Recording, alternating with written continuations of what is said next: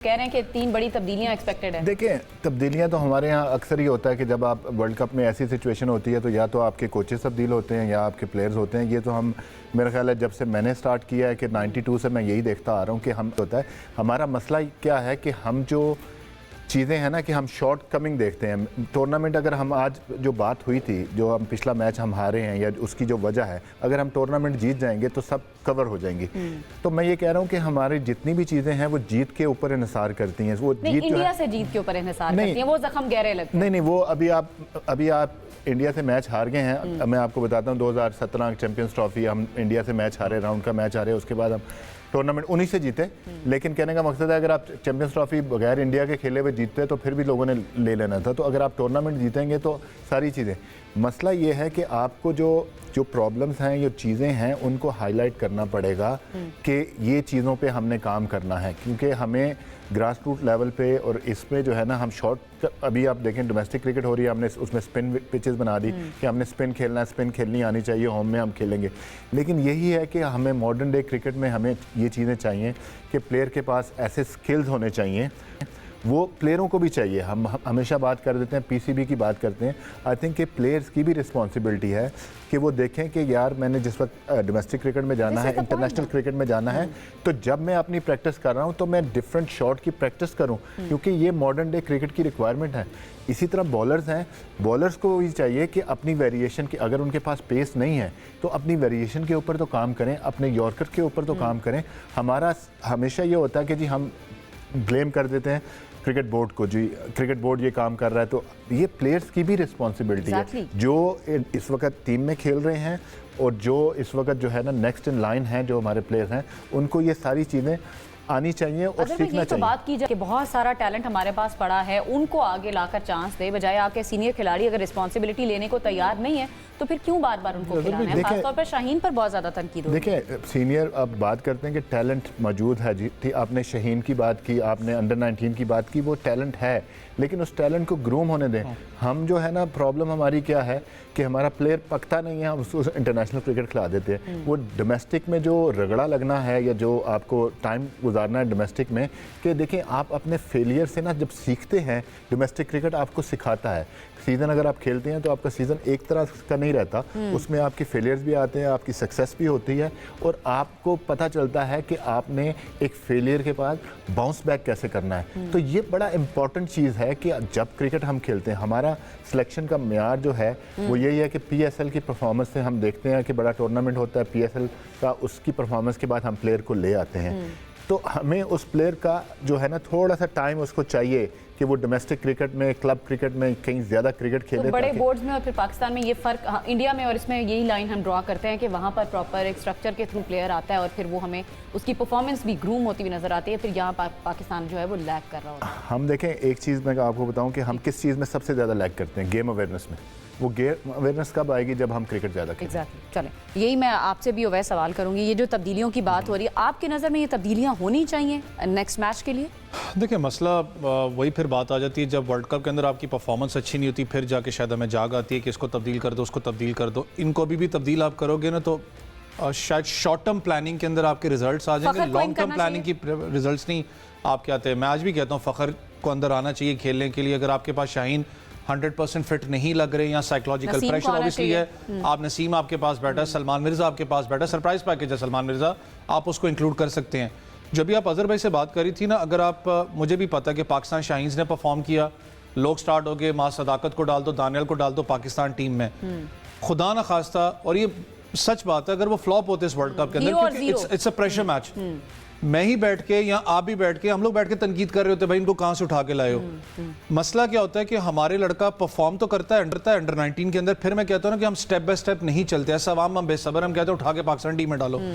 उसका एक क्राइटेरिया कि उसने वहां से, पाकिस्तान शाहीन्स भी है, डोमेस्टिक क्रिकेट भी है, उसने अपने आप को उसके अंदर रगड़ा 1-2 साल देना है, खास करके 4 डे क्रिकेट के अंदर, जहां पर आप साइकोलॉजिकली इतने स्ट्रांग होते हो कि मैंने सारी विकेटें लेनी है, मैंने किस तरीके से दिन गुजारना है, तब जाके आपके पाकिस्तान का गेट खुलता है।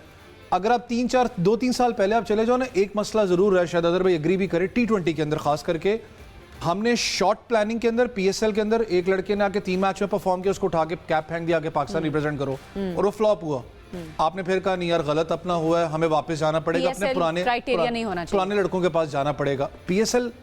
पीएसएल एक आपका टूर्नामेंट है, वो शोकेस करता है पूरी दुनिया में है।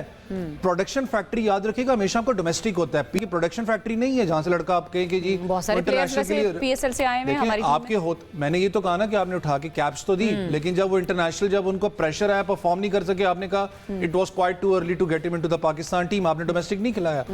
अगर अभी भी आप बात करें, जब आप इंडिया की बात करिए ना, आपकी चले ऑस्ट्रेलिया की बात फॉर एग्जांपल करता हूं, लड़का उनका ऑस्ट्रेलिया टीम से ड्रॉप होता है या इंडिया टीम से ड्रॉप होता है, उसको पता है बैकअप के अंदर मेरे पास ऑस्ट्रेलिया एक बैठी हुई है, प्रेसिडेंट 11 की बात कर लें, उसके पीछे उनका डोमेस्टिक का स्ट्रक्चर है। अभी अगर ब्रेकडाउन निकालो इन लड़कों का, चाहे बाबर की बात करो, not against him, Babar Azam है, शाहीन है, इन्होंने कितने साल से 4 क्रिकेट नहीं खेली। आप इंडिया के प्लेयर्स की बात करते हो, रोहित शर्मा है, विराट कोहली है, ईशान किशन स्क्वाड के अंदर था ही नहीं, ना कभी इसी ने बात की थी इसकी। उसने जाके शायद मुंबई के लिए खेलता, उसने जाके डोमेस्टिक क्रिकेट रेगुलर खेली है, उसने मैचेस खेल के परफॉर्म करके वापस आया। तो आपको स्टेप बाय स्टेप चलना है, ना कि मैं कहूँ यहाँ बैठ के उठा के लड़कों को पाकिस्तान टीम में ले आओ, ये फिर फ्लॉप होंगे, फिर हम बैठ के यहाँ बात करेंगे। आप अभी चेंजेस की बात करिए, मैं खुद चाहता हूँ, लेकिन अगर आप रियलिटी चेक पे हैं तो आपके पास बेंच लाइनअप पे कितने बैठे हैं लड़के जो आपकी वो स्ट्रांग सेंस है, वो भी बहुत ज्यादा जरूरी है। और पीसीबी इस बारे में क्या सोच रहे हैं और एक्चुअल में ये तब्दीलियां हो भी रही हैं या सिर्फ अफवाहें हैं? उस्मान से जान लेते हैं। उस्मान, जरा बताएं, ये जो तब्दीलियों की बात हो रही है, ये वाकई इस पर होने जा रही हैं तब्दीलियां? टीम मैनेजमेंट क्या सोच रही है? देखें, डिफरेंट आराएं सामने आ रही हैं और कुछ सोर्सेज हमें बता रहे हैं कि शाहीन आफरीदी और बाबर आजम को शायद कल के मैच में आराम दे दिया जाए और उनकी जगह पर फखर जमान और सलमान मिर्जा को प्लेइंग 11 में शामिल किया जा सकता है। लेकिन अभी इस हवाले से कोई हतमी फैसला सामने नहीं आया और कहा जा रहा है कि मैच से पहले ही इसको फाइनल किया जाएगा। लेकिन आज अगर मैं आपको नेट सेशन की कहानी बताऊं तो यहाँ पर बाबर आजम और सलमान अली आगा दोनों सीनियर खिलाड़ी हैं, इकट्ठे आज ट्रेनिंग कर रहे थे और नेट्स के अंदर, और ख़ास तौर पर हेड कोच माइक हेसन वहां पर जो ग्राउंड की बैक साइड पर नेट एरिया है वहां पर आके उन्होंने बाकायदा तौर पर प्रैक्टिस मॉनिटर भी की है और काफ़ी देर तक, तकरीबन 1 घंटे तक ये दोनों बल्लेबाज बैटिंग प्रैक्टिस करते रहे, एक दूसरे को प्रैक्टिस भी कराते रहे। तो ऐसे लग रहा है, जो प्रैक्टिस सेशन देखकर आप एज्यूम करते हैं तो उसमें ऐसा लग रहा है कि शायद बाबर आजम ये मैच खेल रहे हैं कल वाला, लेकिन अभी इस हवाले से कोई मैं हतमी तस्दीक नहीं कर सकता। लेकिन इसके साथ साथ अगर मैं शाहीन आफरीदी की बात करूं तो उन्होंने उस तरह से नेट्स के अंदर बॉलिंग नहीं कराई है। जब नेट सेशन के अंदर बैटिंग के लिए आ रहे थे तो हमने उनसे पूछा कि क्या आप 100% फिट हैं, आपकी नी का तो कोई मसला नहीं है? तो उन्होंने कहा कि मैं अल्हम्दुलिल्लाह ठीक हूँ। और फिर एक और दोस्त है, एक और सहाफी, उन्होंने कहा कि छक्के लगाएंगे आप? तो उन्होंने कहा कि मैं पहले विकेटें ले लूं फिर छक्के भी लगा लूंगा। तो बज़ाहिर है कि ये फनी सी चैट थी, इनफॉर्मल गुफ्तगू थी उनके साथ, लेकिन इससे कैंप क्या अंदाजा लगता है कि माहौल कैसा है टीम का। और इसके अलावा जो बाकी प्लेयर्स हैं, खासतौर पर ग्राउंड में ना ये रोल जो है रिवर्स होता हुआ हमें नजर आता है। उस्मान, शाहीन आफरीदी छक्के तो लगा रहे होते हैं, विकेट नहीं निकाल रहे होते, जो उनसे एक्सपेक्ट कम कर रहे होते हैं वो हो नहीं रहा होता, लेकिन वहां पे रन्स वो जरूर बना जाते हैं। कई मैचेस में हमने इस तरह देखा है। ऐसे ही है, और जो उनकी पहली जिम्मेदारी है, अवलीन तरजीह है, वो तो विकेट लेना है, लेकिन वो रिदम उनका नजर नहीं आ रहा। शायद स्टिफनेस है उनकी नी में कहीं ना कहीं पे। आज भी हम थोड़ा सा हमने देखा है उनको, जब वो नेट्स के अंदर आ रहे थे तो थोड़ा बहुत वो जो चलने में मुझे लग रहा था कि शायद उनको खिंचाव है, लेकिन जब उनसे पूछा तो उन्होंने कहा मैं बिल्कुल ठीक हूँ। लेकिन इसी तरह बाबर आजम से भी गैर रस्मी गुफ्तगू हुई हम लोगों की और हमने उनसे भी जानने की कोशिश की। उन्होंने तो ज्यादा बात नहीं की, लेकिन बस ये कहा कि बेस्ट ऑफ लक हमने विश किया। और शादाब ने तो ये कहा कि मैं फाइनल तक यहीं रहना। उन्होंने मजाक के अंदर कहा ना कि हार गए तो अब कह रहे फाइनल तक यहाँ देख के जाना। तो इस तरह की गुफ्तगू हुई है, लेकिन बाहर तो ऐसा लग रहा है कि टीम अच्छा है। ये फाइनल खेल कर जाने की बात करें, हम भी ये चाहते हैं उनके मुंह में घी शक्कर।